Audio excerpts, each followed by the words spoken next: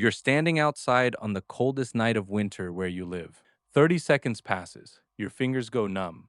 2 minutes and your body starts to shake. You retreat indoors. But 14,000 years ago, your ancestors didn't have that option. They stayed outside. They survived. And we still don't fully understand how. The last glacial maximum ended roughly 20,000 years ago, but winters remained catastrophic. Temperatures in northern Europe plummeted to minus 40 degrees Celsius. That's not very cold. That's lethal within hours. Yet, archaeological evidence shows humans didn't migrate south. They stayed. They hunted, they raised children, they built societies in conditions that should have killed them. This video will change how you think about human limitation. Not because humans are tougher than we assume, but because they were smarter in ways we've nearly forgotten. In 1959, a Russian paleontologist named Ivan Pitoplichko discovered something at an excavation site near Kyiv. Scattered across the frozen ground were 95 mammoth bones arranged in a circle. They weren't the remains of hunted prey scattered randomly. They were deliberately stacked, arranged. He was looking at the walls of a house, built 15,000 years ago, made entirely from the bones of the largest animals on the planet. Here's where it matters. That structure had insulating properties we've only recently measured scientifically. The bone walls, combined with a central hearth, created a microclimate inside. Thermal imaging of reconstructed versions shows interior temperatures stayed 20 to 30 degrees warmer than outside. But that wasn't just architecture. That was survival encoded into design. Yet bone houses required something else, the bones themselves. They came from mammoth hunts, and hunting in minus 40-degree temperatures wasn't just dangerous. It was something else entirely. In 1989, archaeologists working in Siberia uncovered evidence of spearthrower technology dating back 30,000 years. Not crude tools, precise instruments with mathematical ratios built into their design. The leverage mechanics allowed a human to throw with the force of a far stronger animal, to kill a mammoth from distance, without closing to the lethal range where wind exposure becomes immediate death. But hunting the kill was only half. Butchering it was survival's second test. In temperatures that freeze exposed flesh in minutes, ancient humans developed a technique called thermal fracturing. They would heat bone and sinew with fire, then plunge it into snow.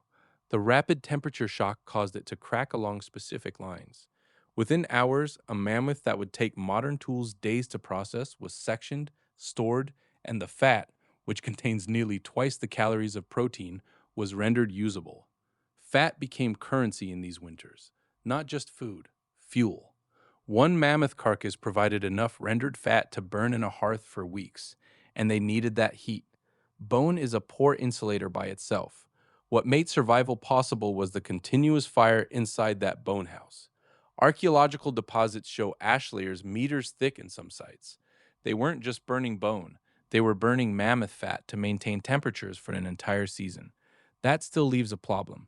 The mammoth hunts were seasonal. Food had to last. Here's where the evidence becomes stranger.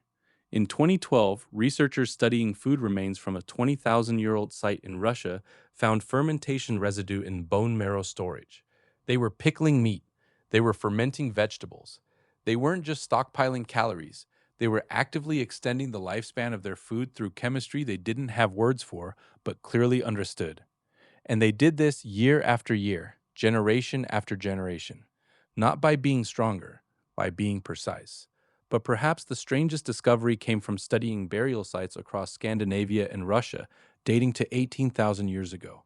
The bodies showed no signs of frostbite, no necrotic tissue, no degenerative bone damage consistent with chronic cold exposure.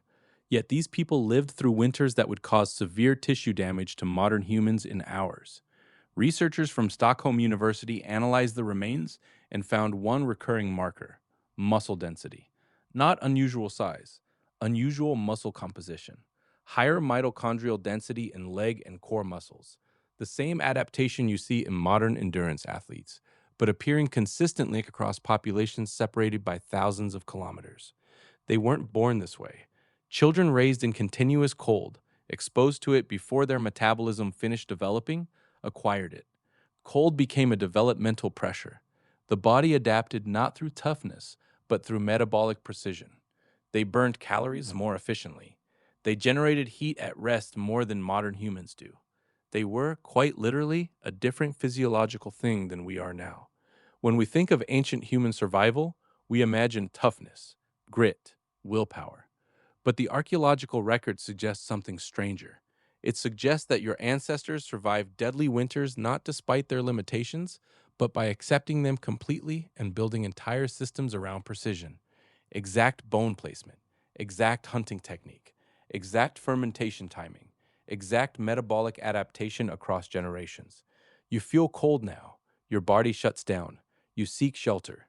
That response hasn't changed in 14,000 years. But what has changed is the precision.